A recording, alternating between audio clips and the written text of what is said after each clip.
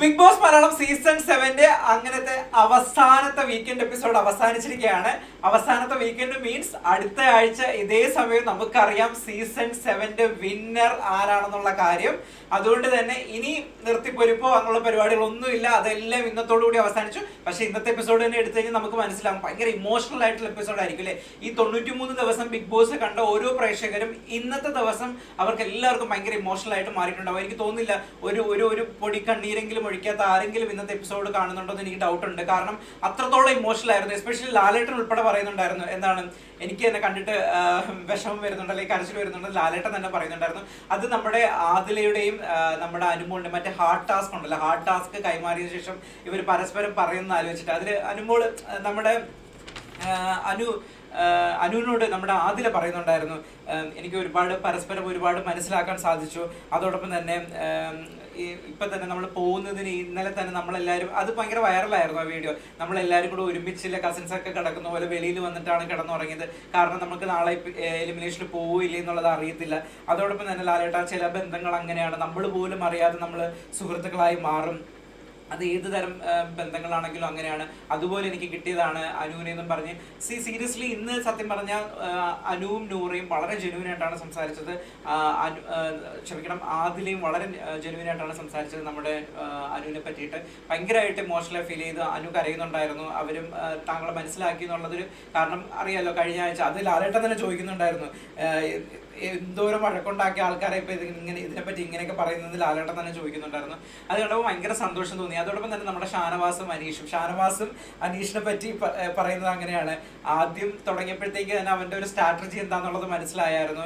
ആരോടും മിണ്ടത്തില്ല, അല്ലെങ്കിൽ എല്ലാവരും എഗെയിൻസ്റ്റ് ആക്കി നിർത്തുക, അതിനോട് ഫൈറ്റ് ചെയ്ത് നിൽക്കണം, അല്ലെങ്കിൽ അതിനെ എതിർക്കണം, അതിനോട് വാശി പിടിച്ച് നിൽക്കുന്നതിനെ പിന്തുണപ്പിച്ച് അവന്റെ ഉള്ളെന്താന്ന് എനിക്ക് അന്നും അറിയാം, ഇപ്പോഴും എനിക്ക് അറിയാം. അവൻ ഇതെല്ലാം ചെയ്യുന്നത് ഗെയിമിന് വേണ്ടിയിട്ട് മാത്രമാണ് ചെയ്യുന്നത്. അവന്റെ ഉള്ളിൽ നല്ലൊരു മനുഷ്യനുണ്ട് എന്നൊക്കെ പറഞ്ഞ് അവസാനമായിട്ട് ഒരു 50 ദിവസം കഴിഞ്ഞതിന് ശേഷമാണ് അനീഷ് എന്നോട് അടുക്കുന്നത്. അപ്പോഴും അനീഷ് എന്നോട് ചോദിക്കുന്നു, എനിക്ക് അങ്ങനെ വെളിയിൽ വലിയ സുഹൃത്തുക്കളൊന്നുമില്ല, എനിക്ക് നല്ലൊരു സുഹൃത്താവാനും പറ്റത്തില്ല, കാരണം എൻ്റെ ഹൃദയം കല്ലാണ്, ഞാൻ ഇങ്ങനെയൊക്കെയാണ്, അതുകൊണ്ട് എനിക്ക് വലുതായിട്ട് സുഹൃത്തുക്കളെ ഉൾക്കൊള്ളാൻ പറ്റത്തില്ല, അതുകൊണ്ട് തന്നെ എനിക്ക് ഒരുപാട് സുഹൃത്തുക്കളും ഇല്ല, അതുകൊണ്ട് ഷാനവാസിനെ എന്നെ ചിലപ്പോൾ ഉൾക്കൊള്ളാൻ പറ്റിയെന്ന് വരില്ല എന്ന് പറഞ്ഞു എന്ന് ഷാനവാസ് പറയുന്നുണ്ട്. അത് കേട്ട് നമ്മുടെ അനീഷും കരയാണ്.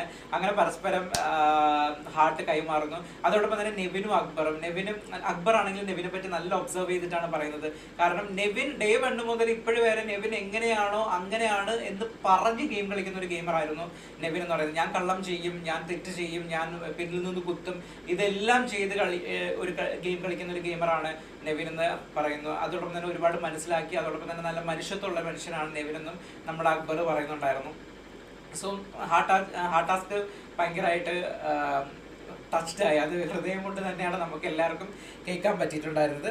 അതോടൊപ്പം തന്നെ നമ്മുടെ നല്ലൊരു ഹൃദയത്തിൻ്റെ ഉടമയായ നമ്മുടെ സാബുമോൻ ഔട്ടായിട്ടുണ്ടായിരുന്നു. സാബുമോനെ പറ്റി പറയുകയാണെങ്കിൽ സാബുമോൻ ഒരു നല്ലൊരു മനുഷ്യനാണ്. നമ്മുടെ ബിഗ് ബോസ് എന്ന് പറയുന്ന ഒരു ഷോ എന്താണ്, നമ്മുടെ ഒരു സൊസൈറ്റിയെ പ്രതിഫലിപ്പിക്കുക എന്ന് പറയുമ്പോൾ ഒരു സൊസൈറ്റിയിലുള്ള ഏതൊക്കെ രീതിയിലുള്ള ഏതൊക്കെ ടൈപ്പ് മനുഷ്യന്മാരുണ്ട് ആ മനുഷ്യന്മാരെ എല്ലാം ഉൾക്കൊള്ളുന്ന ഒരു ഷോയാണ് ബിഗ് ബോസ് എന്ന് പറയുന്നത്. ആ ഷോയിലേക്ക് ഇത്തരത്തിലുള്ള ആൾക്കാരും വരണം, എന്നാൽ മാത്രമേ ഇത്തരത്തിലുള്ള ആൾക്കാരും എക്സിസ്റ്റ് ചെയ്യുന്നു എന്നുള്ളത് നമുക്ക് മനസ്സിലാവത്തുള്ളൂ.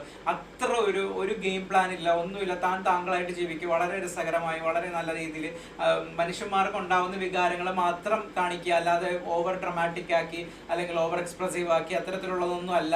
ഒരു പച്ചയായ മനുഷ്യന്മാരും ഉണ്ട് എന്നുള്ളത് പ്രൂവ് ചെയ്തൊരു മനുഷ്യനായിരുന്നു സാബുമാൻ. സോ സാബുമാന്റെ എവിക്ഷനും ഇന്നത്തെ ഭാഗമായി.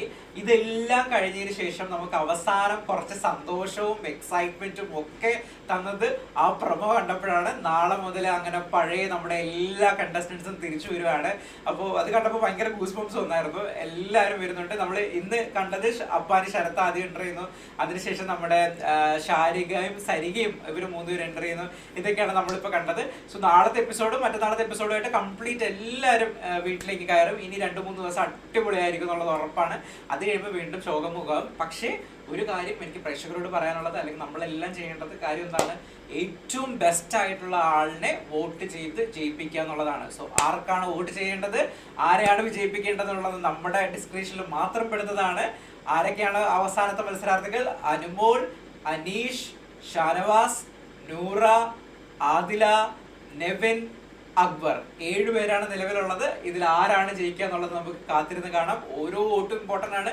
സോ ഡെയിലി ഓരോ വോട്ടായിരിക്കും ചെയ്യാൻ പറ്റുന്നത്. മാക്സിമം നമുക്ക് 5 വോട്ട് ചെയ്യാൻ പറ്റുമായിരിക്കും. സോ എല്ലാവരും നാളെ മുതൽ ജിയോ ഹോട്ട്സ്റ്റാറിൽ കയറി വോട്ട് ചെയ്യുക. സോ നമുക്ക് വിജയിക്കായി കാത്തിരിക്കും. അതോടൊപ്പം തന്നെ എന്റെ ചാനൽ സബ്സ്ക്രൈബ് ചെയ്യാൻ മറക്കരുത്. വീഡിയോ ഇഷ്ടപ്പെട്ടു കഴിഞ്ഞാൽ ലൈക്ക് ചെയ്യാൻ മറക്കരുത്. അടുത്ത വീഡിയോ ആയിട്ട് വീണ്ടും കാണാം. ബൈ.